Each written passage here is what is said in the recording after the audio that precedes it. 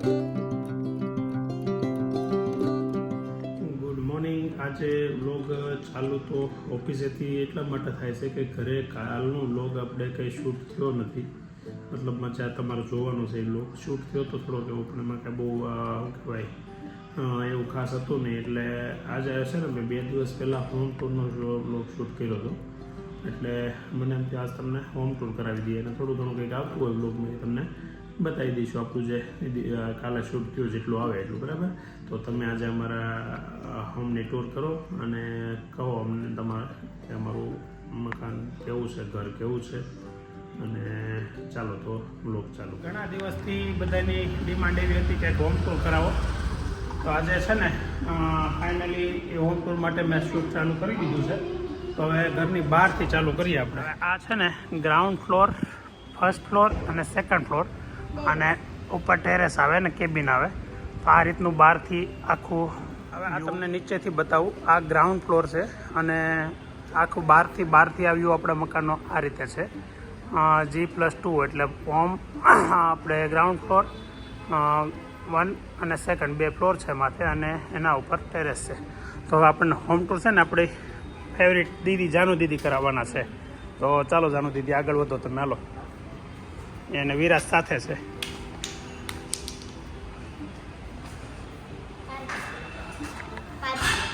આ ground floor પર નીચેની સાઈડ પાર્કિંગ છે, અને આ બાજુ દાદરની એન્ટ્રી.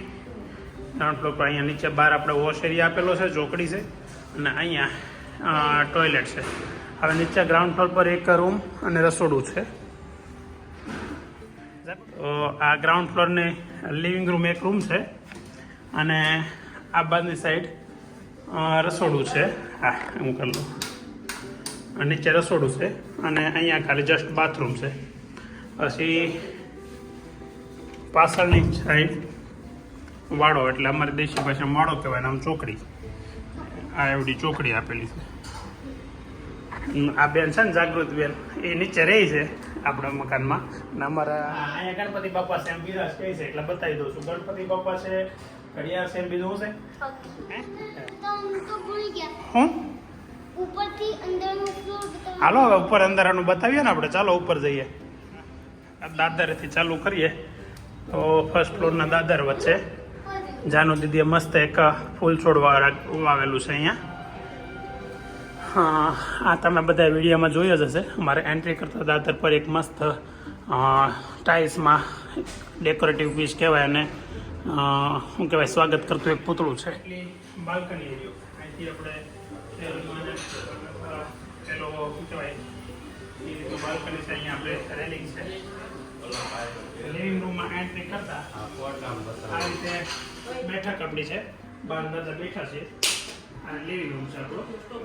લિવિંગ રૂમ, અને આખો વ્યૂ તમે જુઓ તો અલગ અલગ પ્રકારના મસ્ત ડેકોરેટિવ છબીઓ છે આ રીતે મૂકેલું છે. અને અહીંયા ઉપર પછી આ ટીવી યુનિટ, એમાં બાળકોની જીતેલી અલગ અલગ ટ્રોફીઓ. વિરાજ છે, કોઈ નથી જીતો. પછી આ રીતે પપ્પાનું એક સર્ટિફિકેટ છે.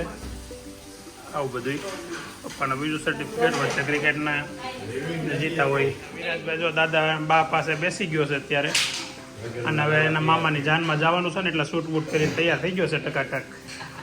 બરાબર ને વીરુ? તમારે બધાને ગેસ્ટ કરવાનું છે. જો કે ઘણા ખરા તો 100% હાથ જવાબ આપી જ દેશે, પણ તોય બહુ ફરક છે અત્યારે ને ત્યારના. આ લિવિંગ રૂમમાંથી સીધા આપણે એન્ટ્રી કરીએ એટલે અહીંયા કિચન એરિયા આવે. આપણું કિચન ઘણું મોટું છે, સાથે સાથે ડાઇનિંગ એરિયા અને સ્ટોર બધું એક જ સાથે થોડાક ઘણી જગ્યામાં વ્યવસ્થિત સેટ કરેલું છે. અને ત્યાર પછી કિચનની પાછળનો ભાગ વોશ એરિયો, જેમાં વોશિંગ મશીન પડ્યું છે, અને અહીંયા નીચે અલગ કપડાને પાછળ ગ્રીલ લાગેલી છે. ગ્રાઉન્ડ આપણે ફર્સ્ટ ફ્લોર પર છીએ એટલે ઉપરની સાઈડ ગ્રીલ મારેલી છે. બ્લેક ગ્રેનાઇટનું રસોડું છે, ને અહીંયા આપણું ફ્રીજ ને કબાટ ટેબલ છે. ડાઇનિંગ ટેબલ બહુ જૂનું છે, 10-11 વર્ષ જૂનું છે, એટલે થોડુંક અત્યારે ખરાબ થઈ ગયું છે. હવે જોઈએ થોડોક સમય પછી બદલવાનું છે તો બદલી નાખે. આ ગ્રાઉન્ડ ફ્લોર પર બેડરૂમ નંબર 1, આ છે ને બા અને દાદાનો બેડરૂમ છે ને અમારો કે ને મીટિંગ રૂમ એ છે, બરાબર ને વિરાજ? અમે બધા સાંજે અહીંયા જ બેઠા હોય, જો આ બાજુ ખુરશીઓ નાખેલી હોય, બેડ ઉપર જેટલા અમે એટલા બેડ ઉપર બેસીએ. આ કબાટ છે, એમાં 2 કબાટ કપડાં માટે છે અને 1 કબાટ જે છે એ ગોદડા ગાડલા માટે. મહેમાનો કોઈ આવ્યા હોય તો ગાડલા ને એવું બધી સુવિધાઓ હોય એના માટે છે. હવે આ રૂમ નીચેનું સેકન્ડ બેડરૂમ પણ ચિલ્ડ્રન રૂમ છે. 2 બેડ બનાવેલા છે અને 2 બાળકોના ફોટા છે. હવે આ બાળક છે ને એ આપણે અભિનવભાઈ છે અને આ 12 વર્ષ જૂનો ફોટો છે, 13 વર્ષ જૂનો, સોરી.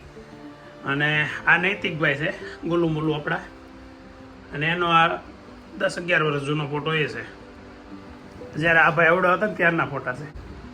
અહીંયા એક કબાટ અહીંયા છે, એ બાળકોના કપડાં ને બધું અમારે.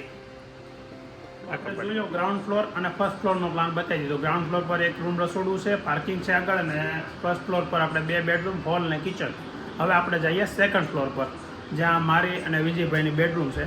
તો આપણને લઈ જશે વિરાજભાઈ. ચાલો, ગ્રાઉન્ડ ફ્લોર પરથી ફર્સ્ટ ફ્લોર પર આવી, એ જ રીતે ફર્સ્ટ ફ્લોર પરથી સેકન્ડ ફ્લોર પર જઈએ. ત્યાં પણ એક મસ્ત ફૂલ છોડ વાવેલું છે અને વેદાંતભાઈ ઉપરથી અત્યારે નીચે ઉતરે છે. તો વિરાજને હારો વેદાંત પણ આપણને હે તાર પપ્પાને મોકલું પછી. ઓકે, હવે ત્યાં પણ આપણે એન્ટ્રી કરીએ ને એટલે એક મોટો લિવિંગ રૂમ બનાવેલો છે.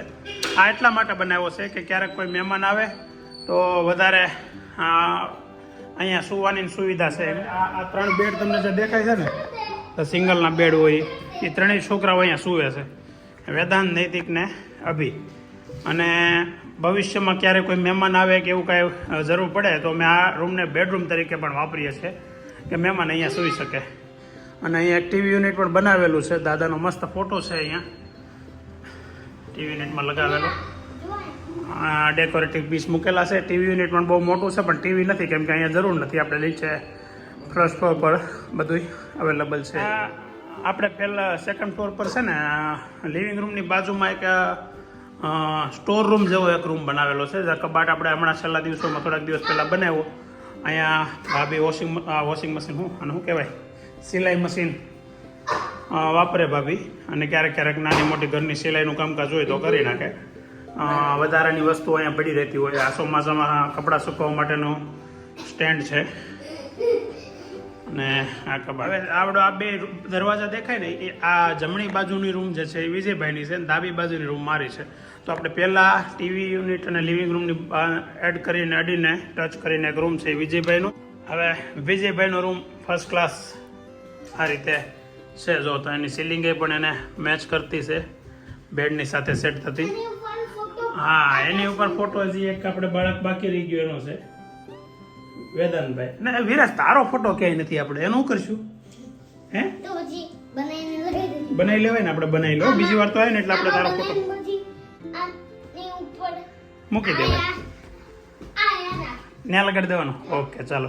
હથોકડી કા બાજુ આવેલ. તો વિજયભાઈના રૂમમાં અહીંયા બેડ, પછી આ કબાટ છે, 2 કબાટ છે, અને આ એક ડ્રેસિંગ કાચ, અને અહીંયા ટીવી યુનિટ અને રૂમમાં બી છે. કોઈ દી ટીવી નથી મૂકી આપણે, પણ ટીવી યુનિટ છે. અને ટીવી યુનિટની બાજુમાં બાથરૂમ છે. તો બાથરૂમ એટેચ ટોયલેટ 6x4 એટલે 7ની સાઈઝનું છે. એટલે આ રીતે એમનું બાથરૂમ છે અહીંયા. હવે તમને છે ને આ રૂમ વિજયભાઈનો બતાવી દીધો. હવે જઈએ આપણે મારા રૂમમાં. તો મારા રૂમ પર લગભગ આવી સરખો કરવો પડે એવો હશે, કેમ કે અભિને અહીંયા વાંચતા હતા. હવે મારી રૂમમાં એન્ટ્રી કરતા સામી સાઈડ બેડ આવે, વિજયભાઈના સાઈડમાં આવે.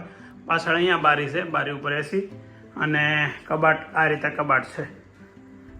2 કબાટ છે. એક આજે સિંગલ કબાટ ઉપર દેખાય છે, જાનુ દીદીનો કબાટ છે. એમાં જાનુ દીદીના કપડાં હોય, આમાં મારા ને ગુલાબના બેયના કપડાં હોય.